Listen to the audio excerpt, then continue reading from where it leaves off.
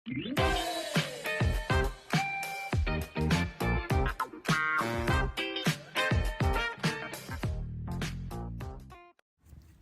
mga ka-teknik? It's been a while. For today's video, samahan niyo ako at ang family ko. I-release namin ang aming bagong sasakyan, ang 2025 Nissan Terra VE in Aspen Pearl White. Nandito kami ngayon guys sa Nissan Royce, Pampanga. Dito namin kinuha yung unit, no? So dumating kami dito ng mga bandang 1 PM na yata. So dito guys, ayan yung unit namin, no? So iniikutan ko lang para ma-check kung okay ba, kung walang gasgas, tsaka kung okay yung pagka-tint, no? Kasi may kasama na siyang free ceramic tint, no? Kasama po dun sa freebies na binigay sa akin ng agent namin, no?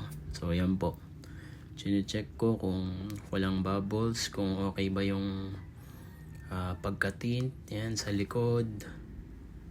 Mabilis na lang pala guys yung process ng pagre-release ng unit ngayon, no? So pagka-sign ng mga documents na kailangan, i-release na kaagad yung sasakyan.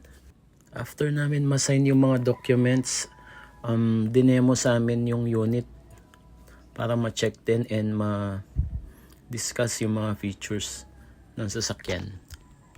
At yun guys, ganun lang kabilis. Wala man yatang 2 hours, yan, na-release yung unit namin. Thank you Lord sa blessings po na binigay niyong ito sa amin, sa pamilya ko.